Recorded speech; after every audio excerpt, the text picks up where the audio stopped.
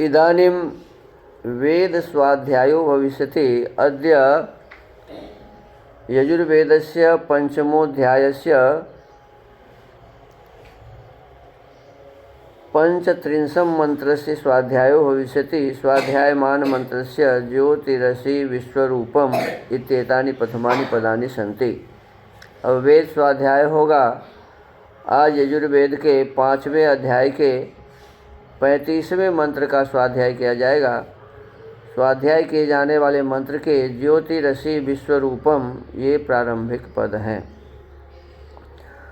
ओम ज्योतिरसि विश्वरूपम विश्वेशां देवानां समित्वं सोमतनुकृदभ्यो द्वेषोभ्योऽन्यकृतेभ्य उरूयन्तासि वरूथं स्वाहा जुषानो अप्तुराज्यस्य वेतु स्वाहा। इस मंत्र के ऋषि हैं ज्योतिरसित्यस्य मधुच्छंदा ऋषि। अग्निर्देवता निचित ब्राह्मणी पंक्तिश्छंदः पंचमः स्वरः।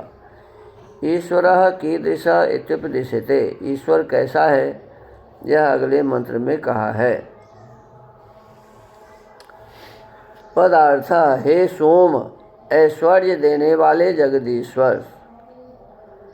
सोम का अर्थ इसमें क्या बताया जी? अनेक प्रकार के ऐश्वर्य को देने वाले जो परमात्मा हैं उन्हीं का नाम सोम है। आप विश्वेशाम सब देवानाम विद्वानों के विश्वरूपम सब रूप युक्त ज्योति सबके प्रकाश करने वाले समेत अच्छे प्रकाशित असि हैं। तनुकृद्भ्यः शरीरों को संपादन करने, द्वेषोभ्यः और द्वेष करने वाले जीवों तथा अन्य कृतेभ्यः अन्य मनुष्यों के किए हुए दुष्ट कर्मों से यंता नियम करने वाले असि हैं। उनसे उरु बहुत, वरूथम उत्तम गृह, स्वाहा वाणी अप्तो व्यापक, आज्यस्य विज्ञान को जुषाना सेवन करता हुआ मनुष्य स्वाहा वेदवाणी को वेतु जाने। भावार्थ जिससे परमेश्वर सब लोकों का नियम करने वाला है, इससे ये नियम में चलते हैं।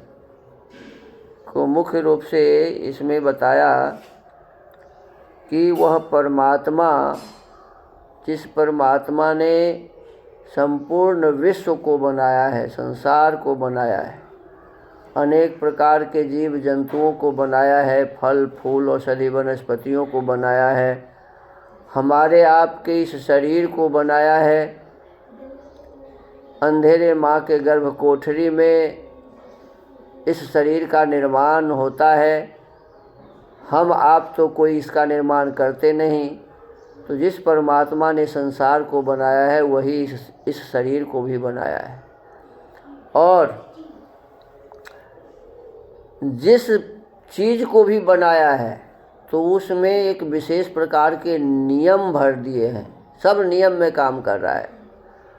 आँख से ही हम देख सकते हैं, कान से ही हम सुन सकते हैं, नासिका से ही गंध ग्रहण कर सकते हैं, जिह्वा से ही स्वाद चख सकते हैं। तो ये स्वाद लेने का सामर्थ्य परमात्मा ने ही भरा है हमारे जिह्वा में। ये चर्म से हमारा जो पूरे शरीर में जो चमड़ा है, त्वचा, इसी के कारण हम किसी चीज़ को छू के समझते हैं कि ये गर्म है, ये ठंडा है, ये नरम है, ये कड़ा है। कैसे समझते हैं? इस त्वचा के कारण। तो त्वचा में ये जो सामर्थ्य दिया है किसने दिया है? उसी परमात्मा ने दिया है। तो परमात्मा ने जैसे हमारे इस शरीर में अनेक प्रकार के नियम को धारण कराया है। इस शरीर में नियम है, बिना नियम का कोई कुछ नहीं होता। देखो बचपन है, बचपन से लोग फिर धीरे धीरे अवस्था उसका बढ़ता है तो प्रौढ़ावस्था में आता है, फिर वो युवा हो जाता है, जवान होता है, वृद्ध हो जाता है, फिर एक समय आता है जब इस शरीर का नाश भी हो जाता है। ये नियम बना हुआ है और ये सदा से, जब से सृष्टि बनी तभी से ये काम होता आ रहा है। आगे भी ऐसे ही होता रहेगा जब तक ये सृष्टि बनी रहेगी। ऐसे ही संसार में भी नियम है। सूर्य के साथ जो ग्रह हैं उसका, उस ग्रह के साथ जो उपग्रह हैं उसका, एक सौरमंडल के साथ दूसरे सौरमंडल का, फिर अनंत सौरमंडल है इस संसार में, और सब अपने अपने नियम से काम कर रहे हैं। सभी अपने अपने नियम से काम कर रहे हैं।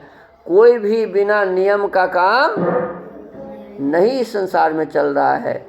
तो इस नियम को बनाने वाला कौन है? तो कहा वही परमेश्वर है, जिसने इसकी रचना करके इसको धारण किया है। तो परमात्मा ही सब लोगों को बनाया है, सबका धारण कर रहा है, सबको नियम में चला रहा है।